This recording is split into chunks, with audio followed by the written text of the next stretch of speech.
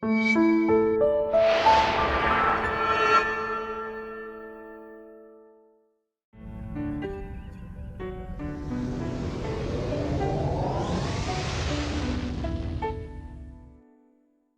are you ready to chat about some news? I am. Let's get into the nitty-gritty of the news from the last 2.5 weeks or so. Quentin Tarantino may be making a Star Trek movie. Man, we haven't talked about this. We haven't talked about this yet. Yeah. So much has happened. So much. We found out about this like a couple weeks ago, week and a half ago. Tarantino is in talks to make a Star Trek movie. This sounds pretty serious. This sounds likely at this point. He wants to make a rated R Star Trek film. I don't right away know how I feel about that. Well, but we also don't know if he's making it.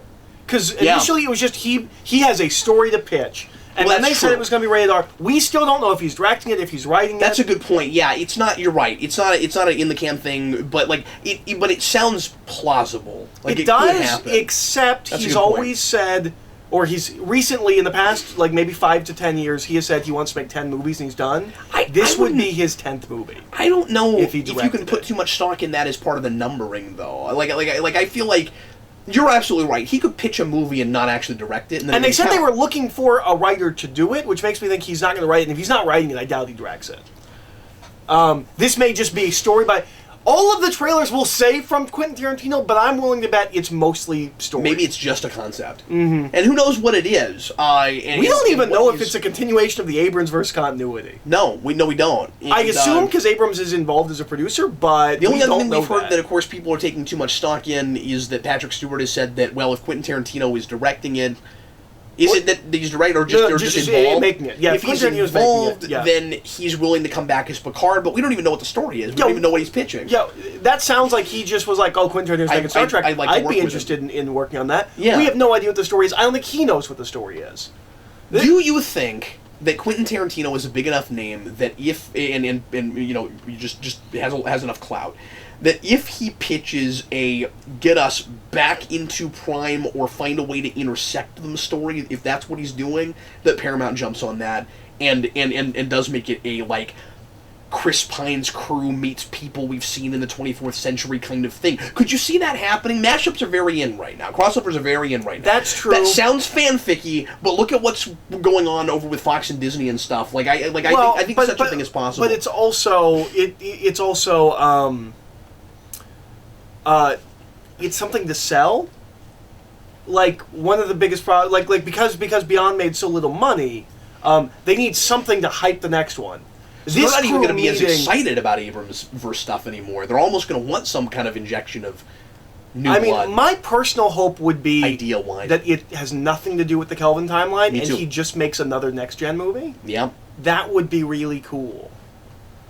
But yeah, I would like that as well. I don't love the idea of it being rated R. What makes me trepidatious about that is I don't need more Dark Star Trek.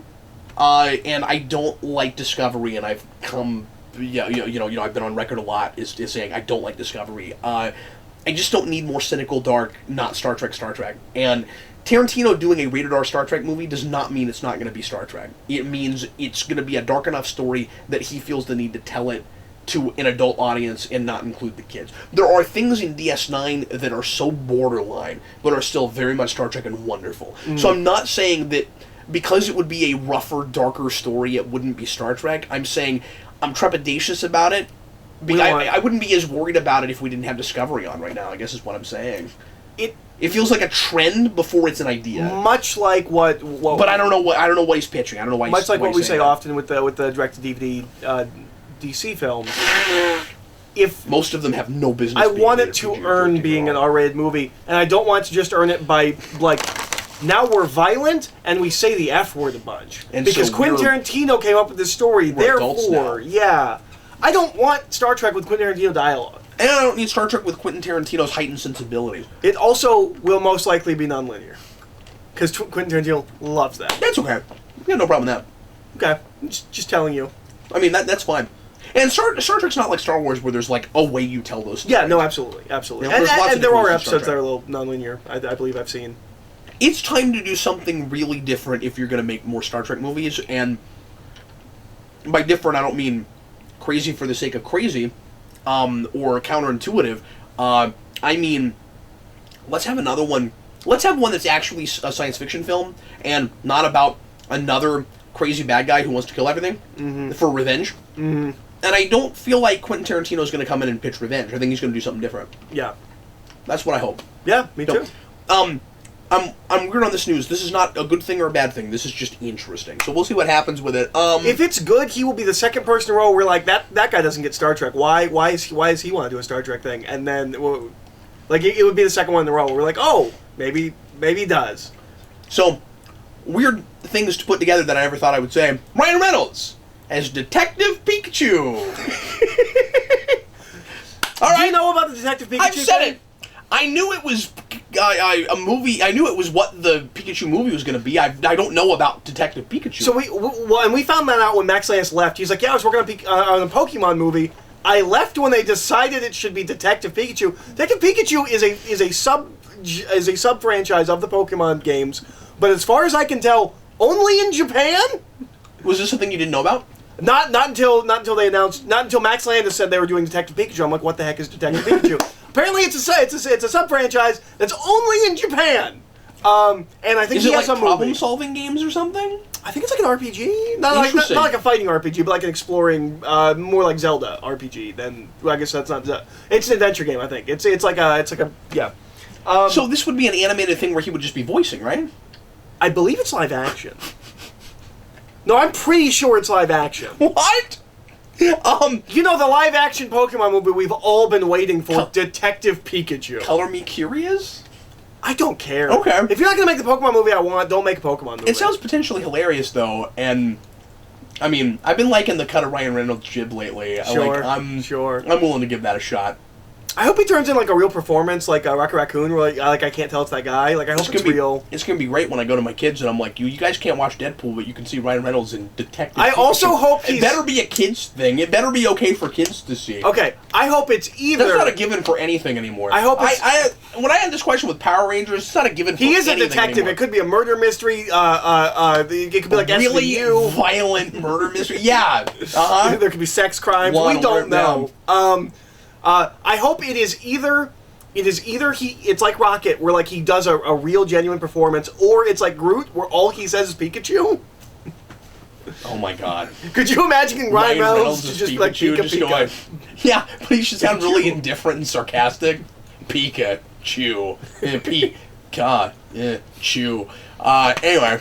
So, I don't know. It's also nice to see that Ryan Reynolds might have other Fascinating. things to do other than be Deadpool. Yeah. Because I still want to see Hitman's Bodyguard, but like I don't think anybody saw that movie. Like, people go see it's the first live-action Pokemon movie ever. Like, people go see it. So, we talked about this last time, but now it's actually official, and it's still crazy that it's been this long since we did an omnibus, but not that long at all. Disney is officially buying Marvel, for sure. Fox. They already did that. That was a while back. Big news, everyone! Disney's buying Marvel! Yeah. And I know this is going to sound crazy, but I've seen the future, and Lucasfilm is next, you guys. Now they're buying Fox. It says Marvel. That's great. And they're promising that Deadpool will remain rated R. Yep. Okay. That's the news there. But there's other news. Okay, I didn't source this, but this is what Adam told us. That they may not be buying Fox. Because they are now being investigated for antitrust. I mean, I think they'll win that. We'll see. But if they do, this will be the last time they can just wholesale buy a company like this big. Probably so, yeah. But that's a good point. I forgot all about that. They are being investigated for if this makes them a monopoly buying Fox. So we'll see. And you had that question. You kind of called this because you were like, "How are they not a monopoly at this point?" And the reason they're being investigated is because Fox is one of the 5. And once they take that, there are very few other studios that are also making major blockbusters. Like, they have the big movies completely cornered. James Bond, maybe? Like, yeah. Universal and Sony keep trying, but they're failing at it. But at the same time, like, it's interesting because this is not a hostile takeover or anything. Fox wanted to get out of the movie-making business. They were looking for someone to buy them. They don't want to do this anymore. And nobody else, I would think, would be big enough to do it. To buy them, yeah. If, like, I'm with you. Disney is too big, and Disney has the potential to get way too big, and that can be really scary. And I like a lot of things they're doing.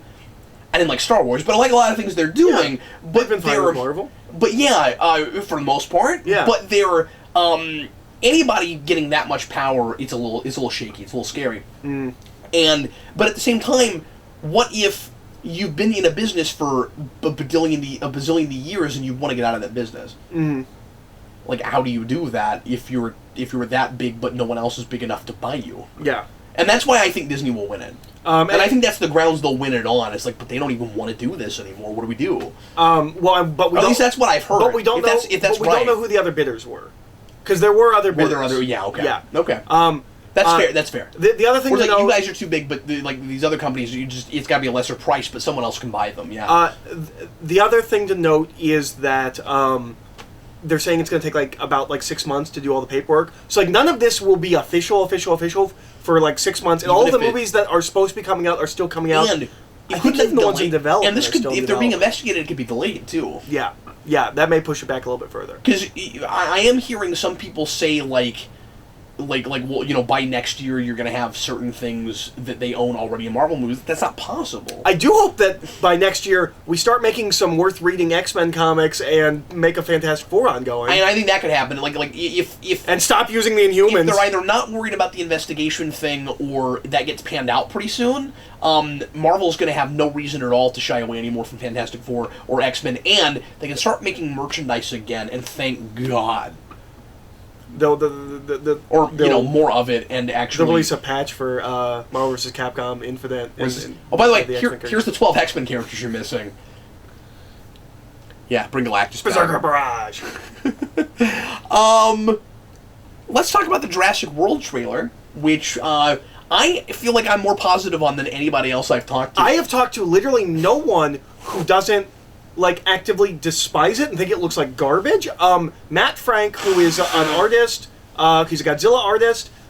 He also loves dinosaurs, giant monsters more than anyone else on the planet, and almost to a non-critical level of just I love it if there's a giant reptile. He posted on Facebook. He was like, "Look, knowing who I am, I need you to listen to me. I'm not excited for this." And I was like, oh man, what's happening to the world? What am I not seeing? I don't think it looks great, and I also think it looks like they gave me the entire movie. But that's the first act. That's way more interesting. Yeah. I don't know how much of the movie. It does feel like we saw a little bit too much, and God, we're doing too much with the glass ball again. But I also don't need the Satanosaurus from Dinosaur to come in and then get taken out by the T-Rex, and then I see all of that in the trailer. And also, isn't that in every Jurassic Park movie? I'm a little bit tired of the big dinosaur that gets taken out by the bigger dinosaur. That's irritating. Look, I'm excited about an idea thing, and I'm excited about what's not in it, okay? First of all, let me just say this first. I keep hearing people say it looks so cheesy. Jurassic World is cheesy, okay? Jurassic Park is cheesy. These are cheesy movies. It's that kind of franchise. There are big, goofy logic leaps and things in Jurassic World that I feel like it's doing not because it's a big, stupid movie, but because, and maybe it's that too, but because it's a sequel and also sort of as Plinkett like to call it, a soft reboot thing, where it's sort of that movie again, but it's different, and in the same universe, technically. Because again, Jurassic Park is really dumb in places. Where it's just being consistent with the spirit of it. It's kind of a big dumb movie, with a couple of thoughtful ideas, which is exactly what Jurassic Park was. Yeah, so I don't know. I like Jurassic Park for that, and yeah, it would be nice to get something smart. And I'm not saying you can't make something smarter, but that's what they gave us with Jurassic World. I thought it was really entertaining. I'm not expecting it to suddenly get a lot smarter in the next one. Why would I expect that? Someday give me a reboot that's really smart Jurassic Park, a more serious Jurassic Park. That'd be great. But that's not what we're doing. We'll call it JP. Now, because people are freaking out about how bad they think it looks, I'm a little bit worried there's something I'm not seeing, and I'm going to walk into that movie and go, holy crap, and it's going to be terrible. I am a little bit concerned about that, but I don't like, me, I don't like to jump the gun with a trailer. You put in a trailer what's in there to get you to go see the movie. Well, now, clearly, they have made a mistake with that, because the backlash makes me think that they've already shot themselves in the foot, and there's no way it does anything as well as the last one, because that movie broke records. That movie was huge, and it was huge, and no one expected it to be as big as it was. People are missing dinosaurs, and now it also doesn't feel like a movie that requires a sequel at all. It would have been a good send-off kind of thing, but if you were going to make a sequel, I like kind of where it seems like they're going, and I'll tell you why in a second. Well, but now, 2 years later, I don't know what happened to all the people who went and saw Jurassic World. I liked it. I thought it was fine. I think it's the third best. It's second best. It's better than 2 and 3. Absolutely. But I didn't get why that movie of all movies was the movie that like broke all those records, like did huge gangbusters. But it seems like that maybe might have been a fluke. Yeah, I think it was. People were so excited, but they didn't need any more than that. Yeah. Maybe it should have been a send-off. That's not how companies work. That's not how we engineer product at this point. See our earlier part of this video, but like, I think maybe people didn't actually want Jurassic Park to be a franchise. I think they were happy and excited to see it one more time. This might be one of the few cases where you cannot milk nostalgia. Yeah. It worked once. Yeah. I don't get it. Like, I don't think it looks any better or worse than the last one. Like, it looks consistent to me. Yeah, it looks like more of the same. What I like about it is the notion of Jurassic World as a double entendre title. It looks like where we're going is the dinosaurs are going to live with us in tandem, and we have to find some way to either live with them, coexist. Like mutants, we're gonna find some way to coexist with them or destroy them. And then you have Ian Malcolm saying, asking, I think the obvious but interesting question of, well, are they because we created them, they are our responsibility, but is it our responsibility to return Earth back to the nature that was intended, which is they died out and that's what was supposed to happen, or is it our responsibility to not kill them and help them find a way to coexist with us because we created them and we have the responsibility to them? I like those questions. If we don't get a world at the end of this that is dinosaurs off that island and everywhere, I will be disappointed. But if that's where we're going, that's really interesting. Well, and the big thing that he brings up in that little speech is, or that I thought was really interesting, was the idea of, okay, I understand that we made them and they're like genetically engineered.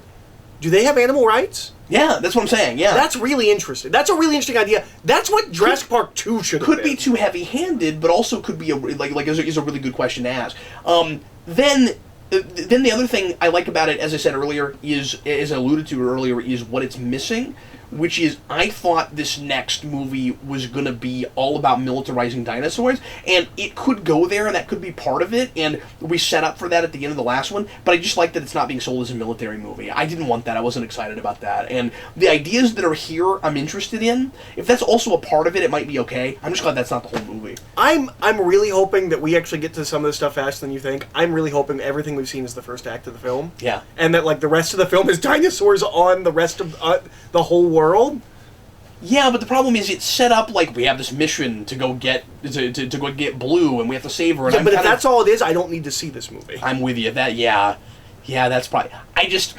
There are idea things I'm latching onto. I don't need to pay $10 to see if Chris Pine makes it out of the water. Yeah, or if he's reunited with one Velociraptor. I think we get that in the trailer, don't we? Don't we see him meet back up with it? Well, yeah, but reunited in the sense of like actually. Being able to have any kind of relationship with it, because it's trying to make you think that it's going to try to kill him. We don't know what it actually does, but it snaps and we don't know what it's doing. Yeah. So anyway, I don't know.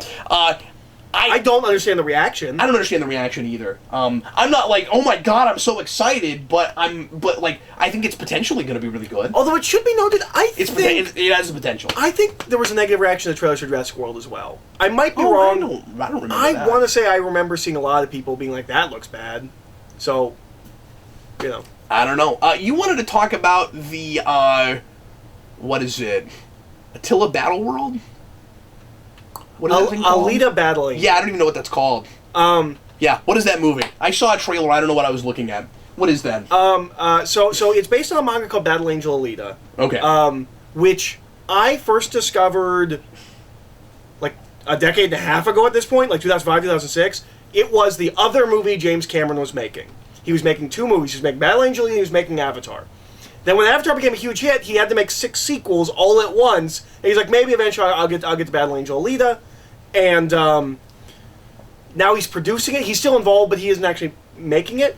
It is a cyberpunk future where there's a world above where rich people live. And they throw, like, all their garbage stuff down. And, like, there's this underworld where, like, the rest of society lives.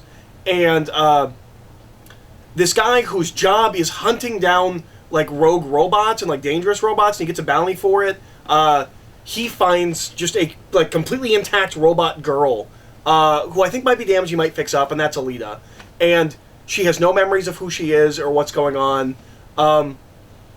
And like that's kind of the kickoff of that is like it's her finding her place in the world and also discovering that he's not as good a person as she thinks he is. And I only read the first volume of the manga, and that was years ago. They're finally... I wanted to read more, but it went out of print, and I couldn't read anymore. They're finally putting it back into print in these nice, gorgeous hardcovers that I want to read. I'm excited to finally get to read more of it, but I think it looks interesting. I think what they've chosen to do with Alita is fascinating. Where she is intentionally like Tarkin, like she's intentionally that Uncanny Valley. Yeah.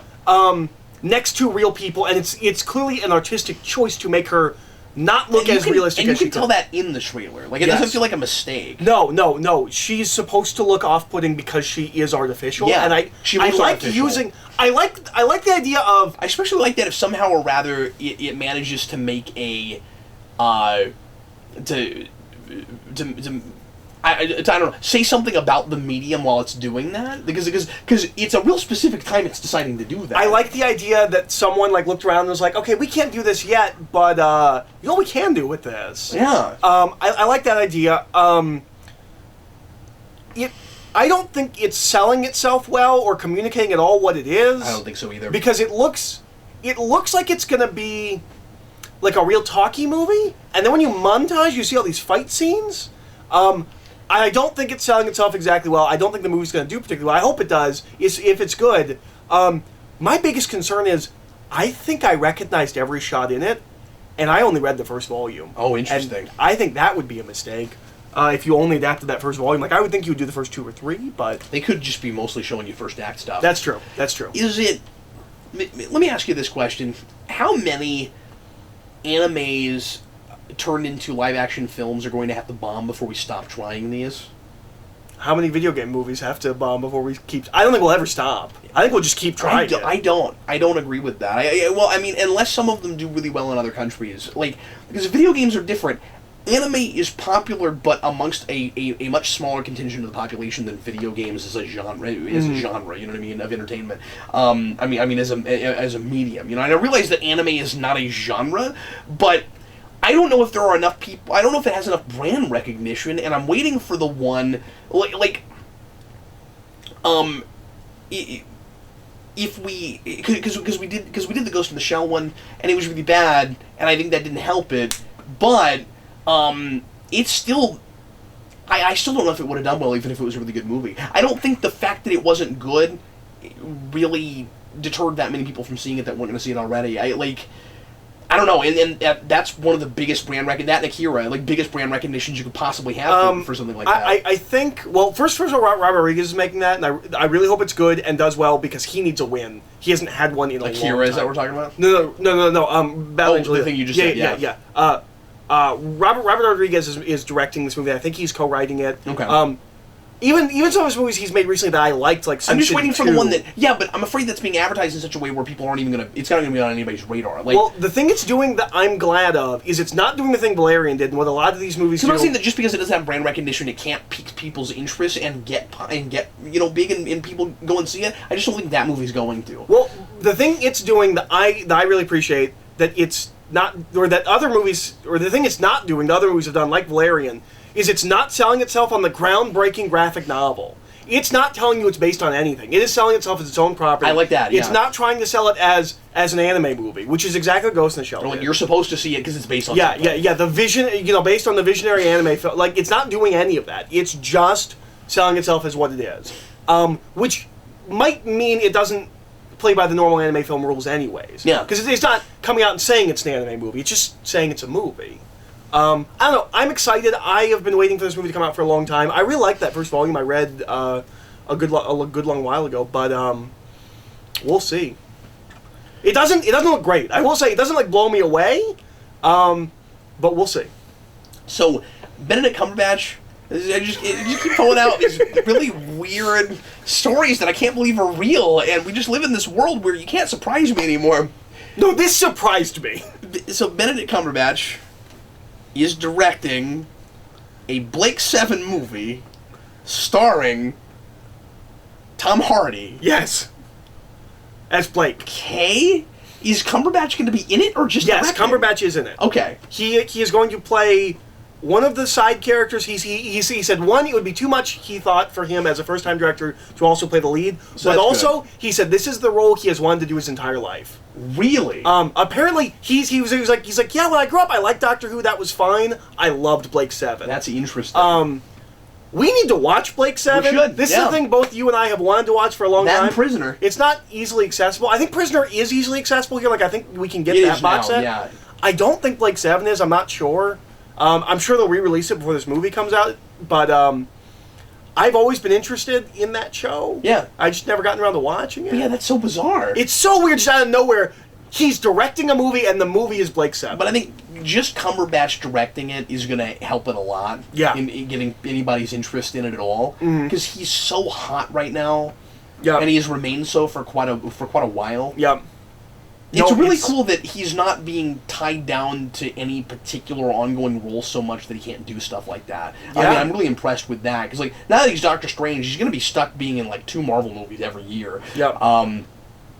At least one. I'm excited for the potential of seeing what he does as a director. Me too. I'm excited to see a Blake Seven movie. Yeah, it's really cool. And I mean, I don't know very much about that at all. I don't either, but like, just it's a more obscure science fiction property. It's the kind of thing that never comes back. Yeah. Like, this is not the movie that you make because it's got brand recognition. This is the movie you make because you really want to make this movie.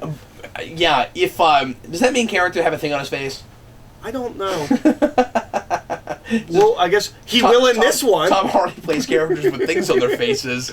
Not always, but often. Anyway, that's so interesting. We saw another picture from Titans. It's Hawk and Dove. That show looks like it's got potential to be just amazing. Yeah. I don't know why it's Hawk and Dove. I don't really need them to be in that show, but they look great. I mean, but they look great. Like, it looks like it might be a super ultra stylistic show. And they're going all out with those costumes, man. They look so good. Hopefully they did not spend their entire budget on the costumes. Yeah, hopefully not. That is my hope. There is this. You sent me this article. I'm very interested in this. There's this new Apple series because everybody's got to get themselves in the streaming thing. Announced from Ron Moore of all people about what the world would look like if space travel, if the space race, never ended. Yeah. If we'd kept going. So I mean, that's really cool. Like an alternate present day that is more futuristic because of that. I'm sure is where we're going. That sounds so cool. It sounds so cool. We still haven't watched. I've been waiting to see something else from Moore. Well, he did the Philip K. Dick show. Yeah, we need to see that. We still need to watch that, but that's him adapting. Yeah. This sounds like him. Well, that's what I mean. I've been waiting for more original material from Ron Moore. This is the first thing since Battlestar where it sounds like we might get like a real like Ron Moore show. Yeah. Kind of a thing. That was adapting too, but that's different. Yeah, no, it was a complete reimagining.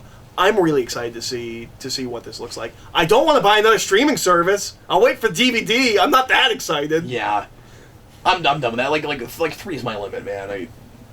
And after Star Wars, I'm not interested in the Disney one. I was like, well, if they're gonna do a live action Star Wars, I'm not interested. Wow. I mean, unless whatever that you're gonna see a trailer and you're gonna go, okay, fine, I'll try it. Unless whatever that live action Marvel show is something I have to see. Yeah. I was considering legitimately paying for the Disney one. I no longer have that. I want to mention real briefly, because we brought up Bendis leaving Marvel and going to DC. Then he immediately got a staph infection and almost died.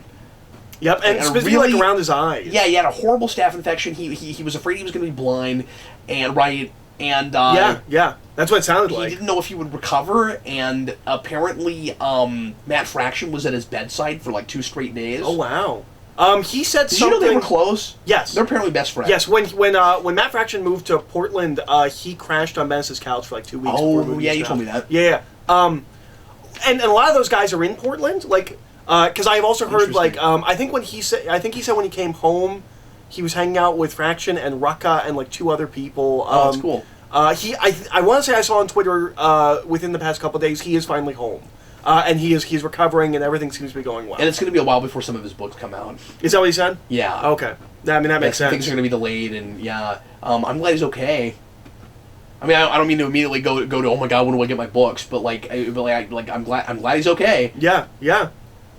It's really unfortunate. Like right after he announced that he was leaving, coming on another company. Yeah. But And then, did you want to talk about Jim Starlin leaving Marvel? Yeah, if you want to talk about it. Yeah. Just real briefly. Jim Starlin's leaving Marvel. I think he says he's never working with them again. He has been putting out. It's almost surprising this hasn't happened before this. To be perfectly honest with you, I feel like he's been pretty screwed over. Like, basically ignored. Yeah. Well, it's not right that he didn't even know they were gonna put Thanos in Avengers in the first place. Oh, really? And all of that. Yeah. Oh, I didn't realize that. Yeah, they're not treating him right. So and I don't like that he doesn't get to do canon Thanos stuff. Like, I've never liked that. I think that stuff is canon. I think it's just being ignored. Is that all it is? I think so. But it reads is so out of continuity. Yeah. Like, so he has been doing, I think one a year, I think maybe two a year, these original graphic novels that are Thanos, and they're all Infinity something. And we wanted to read those at some point. Yep, still haven't. But I might have bought one at one point. I don't remember. I've still never read it. It's like the Infinity Revelation, the Infinity this, the Infinity that. I guess he has one coming out called the Infinity Twins, which was supposed to be the first in a trilogy, but will now be the last one he writes ever. Yeah. Because apparently there was a story that is almost identical in the current ongoing Thanos, and he was like, they had my script for months before that story was ever pitched, but because it's the monthly comic, it's going to be well into that story before this even comes out, and like they just screwed me over. Yeah. And it sounded like they knew it was the same, and they very clearly mined it too much. And Tom Brevoort, he breaks down, like, Tom Brevoort gave him, like, 3 different explanations. He's like... He kept backtracking. He kept moving the goalpost. Yeah. And I was like, well, it's not really like your story. He's like, no, it's identical to my story. He's like, well, like this. Well, this. Yeah. So Jim Starlin's leaving, and that's unfortunate, because, honestly, I don't think he's going to write comics anymore. Like... You know what I mean? Like, a lot of these older guys, like, it's not like Image is dying to get Jim Starlin's new something. Well, was he writing... Did he keep writing Thanos stuff because since he created it, they just had some kind of a deal where he could keep writing graphic novels? Or maybe he loves Thanos. Or has he been wanting Thanos. to do other things that he's not allowed to do? That's my big question. I'm not sure. We'll have to find him at a con and ask him about that. Yeah. Okay, let's go on to the open forum. Got some questions, Eric. Let's answer some questions from the audience, and then... No, I will answer no questions. Don't ask me no questions. All right. Well, I'll answer some questions from the audience, and you can sit there. But look, since you said you're not going to answer any questions, you just shut up while I'm talking, okay? No, please help me. I'm getting tired. We've been at this a while. And then we'll do some letters pages, and then we'll be finished with the Omnisphere this evening. So, Brian All asks, what is your favorite winter/Christmas time Batman story? That harkens back to our trivia question all those hours ago. Also, what is the favorite thing you got for Christmas as a child? Wow. Okay. He asked a Batman and a Christmas question. On Facebook, I said, ask me Batman or Christmas, ask me any questions, but Batman and Christmas questions will be prioritized, and this is the first one because he asked both. Well, Batman's easy for me. It's Holiday Nights. Almost solely for the ending. I love the idea that every Christmas Eve, or it's either Christmas Eve or Christmas night, Batman and Gordon meet at a diner and have coffee together. I love that so much that immediately has to be my favorite Christmas Batman story. Yeah. It's got to be Noel for me. Yeah, absolutely. Which is just brilliant. Noel's going to own it. I haven't read it again this year because I bought it for you, jerk face. I got it in there. Yeah, I bought that for Eric, and I never got around to buying it for myself. And now I live in a house, same house I lived in, but Eric lives in the house too, and he has to. Man, he has that book, and so it's hard for me to prioritize buying it again. But man, if you put our collections together, we could just choke a horse right now. Yeah, absolutely. Yeah. Anyway, favorite Christmas present as a child. That's tough, and I know I'm gonna think of something afterwards. Oh yeah, that's right. I opened that, and I just lost my mind. The first thing that comes to me, no, that was a birthday present. Yeah, I have a definitive one for birthday present. Okay. Christmas present, however. Wow, what's something that you got up on Christmas morning and just like floored and? Okay, I'll go with one. It's the first one that jumps out to me. I had a computer in my room that was like an old like Mac where like it only had like the floppy disk drives and things like that. And I woke up and it was gone. And in the living room was a brand new computer. Now, I kind of got cheated out of that because it wasn't my computer; it was the family computer. And it wasn't like in your room. It wasn't in my room, but like, and that was the first exposure I had to the internet, and that place is a cesspool and hasn't gotten any better. Which is why we are here today. This cesspool It keeps me in comics, Eric. And it pays us. But that's what I'm saying. It keeps me in comics. They cost money on buying them. But no. So that's the biggest one that jumps out to me. I can say I always had, like, whenever I woke up on Christmas morning, Arkham. He must have gone to Arkham. No matter how poor we were, like it was just like presents. Yeah. Yeah. It's funny. You ever really hope your parents aren't watching? You ever have that? Where I'm like, oh, I really hope my parents aren't watching right now. Because I can't. I'm blanking. Like, I'm remembering getting up in the morning and seeing the wrapped presents before I'm remembering anything I unwrap. You know what I mean? I think that tells us something about Christmas.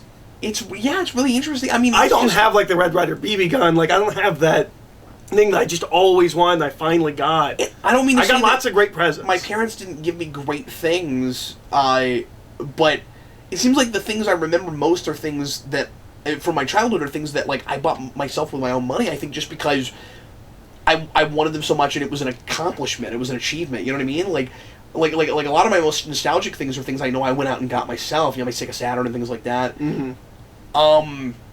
Wow. I mean, I remember, I remember the animated series Batman Batcave. That's definitely one. Well, that's cool. Things like that. But yeah. Favorite thing. Oh, you know what? I don't know if this would be like my favorite. My dad got me when I was in junior high or just before that. And my dad first got on eBay right as eBay started. It was a real novelty to be able to buy things like signatures and things, and he started doing some of that. And I got that's where I got my Stan Lee autograph. He bought that on eBay, and there's some things like that I like unwrap. My Smallville cast autograph that's in the Death of Superman bathroom. I got that cool. way. That was something I unwrapped on Christmas morning. Some of my cooler pieces like that are things I got from my dad on Christmas. I got some really cool toys that I then did not take care of. I got the big Optimus from Beast Wars, like the Optimus was like his final thing. Didn't take care of that. Lost all the pieces. I had a full Voltron. Didn't take care of that. Lost all those pieces. The Ninja Turtles party wagon, and I did take care of that. But I mean, I'm not saying like well, I mean, you took that. No, I'm just thinking. I remember I did open that Christmas morning. Yeah.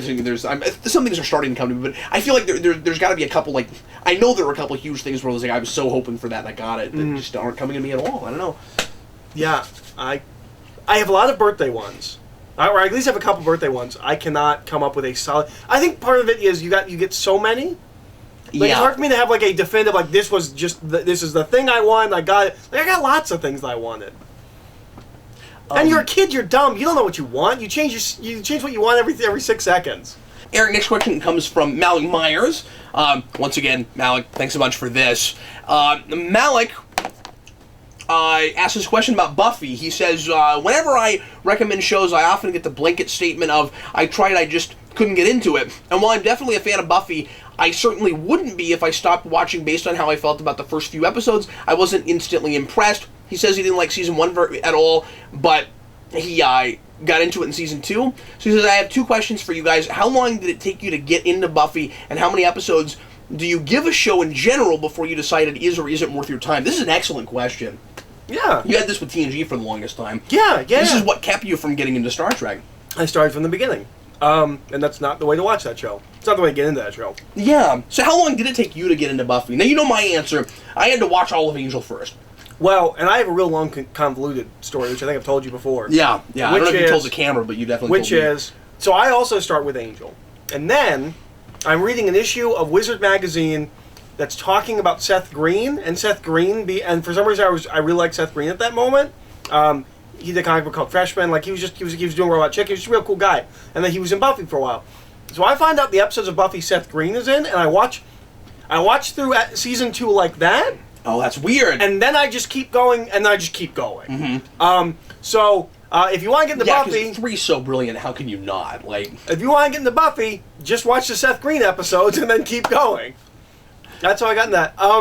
The how many or how much do you give a show really depends on how much you are liking or disliking it. If you're hating it, I will quit you after 1 episode, 3 episodes, something like that. Regardless of what people are telling you about it? If it's really bad, I quit Discovery. Yeah. Yeah, but that's polarizing. When when you have something like Breaking Bad, it's harder. Where it's like this isn't hitting my sensibilities, but how is it so universal? So I felt like I had to force myself to keep going with that, but it didn't take a season. It took 4 or 5 episodes. I also need people to tell me up front when it gets good. Yeah. Because, what's the investment going to be? Yeah, because no one said anything about Supernatural other than that they love Supernatural. I watched the whole first season. They're like, well, it gets better. And I'm like, you can't tell me that a season ends. Yeah. You tell me that up front. You tell me I have to watch a season and a half before it gets good. You can't just say, oh, yeah, it's great, watch it. And warn me if at the point it seems to get bad or is tanking, that it never comes back again.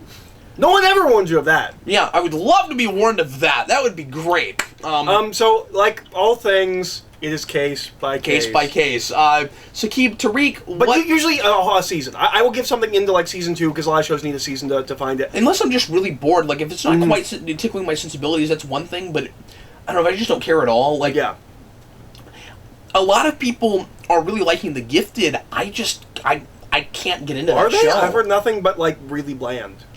I've seen comments. Okay. Yeah, and that's all I've seen. I haven't talked to anybody personally that's watched it. Who do you trust? Hubba, hubba, hubba. Money, money, money. Who do you trust? Who do you trust? Not in that script. When you're about to watch... Yeah, because that sounds like something that Nicholson just woke up one morning and started saying to people, right? Who do you trust when you're about to watch a film, fans or critics? I say this in reaction to the divisive nature of The Last Jedi. Excellent question. I trust the people I trust. So, if something has a very low score on Rotten Tomatoes, I will go, that's probably not very good. It won't stop me from seeing it. I saw Valerian and I love Valerian. I understand that sometimes I have opinions. I love the spirit. I have opinions that can run counter to I like the first Hitman movie. Yeah. Do you? Yeah, I do. Okay. But, What, I don't get one? No, you're stupid. I don't get one? This is what I will say about Star Wars Episode 9. I probably will not see it opening day, but if certain people that I trust tell me it is good, I will give it a try. That's really my... If there are a number of people in my life that I respect their opinion enough that if they say something's really bad or really good, and especially if it's unanimous across those people, that is my barometer. Yeah. It's weird because of what we do. I say that a lot, where there are just certain franchises that it kind of doesn't matter what it's going to be. I know I'm going to end up seeing it because people. The problem is people, and it's a nice problem to have. Friends and viewers too curious about my opinion. Thank you. I cannot tell you how much I appreciate the fact that anybody cares about what I do, especially about what I say, especially for 8 years to the point where I'm able to kind of make this what I do.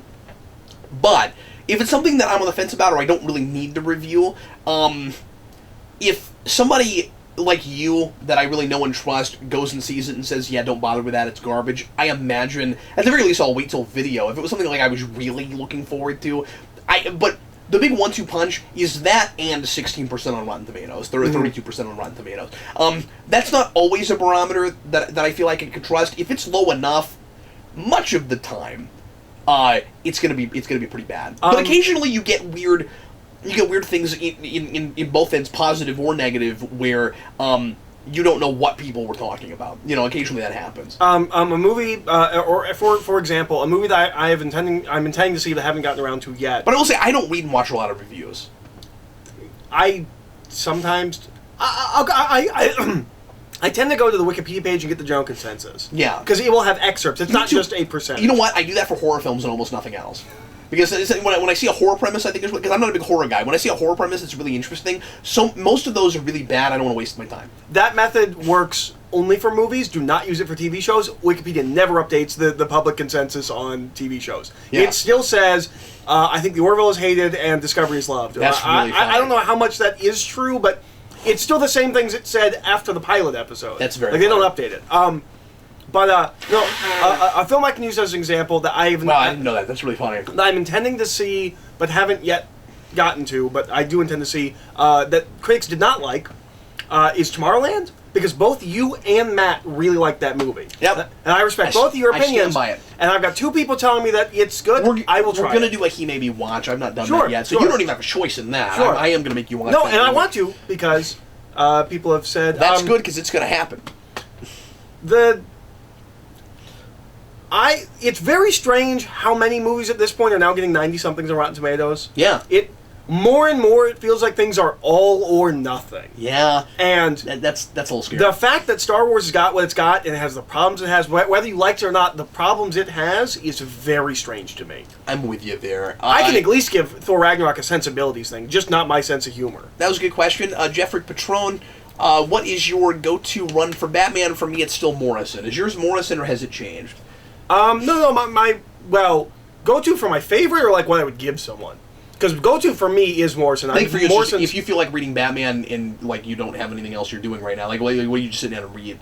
Probably Morrison's. I don't know if that's why I just sit down and read. I always trying to read more Batman, but Morrison's is my favorite. Yeah. Specifically his Batman stuff. I would assume that means like more rereadable. You know what I mean? Like yeah. The one you just go back to all the time. Batman Son through R.I.P. of that is my favorite stuff, but his whole run is I think the best run on Batman that's ever been. But I like lots of Batman. I don't think I have one.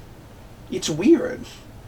But you haven't read a lot of runs on Batman. You read a lot of Batman stories. Yeah. I mean, I guess it would be No Man's Land, right? Yeah, but I haven't reread that a lot. I mean, it's weird. And even that's the novel. I've reread the novel a number of times. The novel's one. If no one's read the novel, go read the novel for No Man's Land. That's kind of my answer, which is a cop-out answer, but yeah, it's such a good book. I don't know.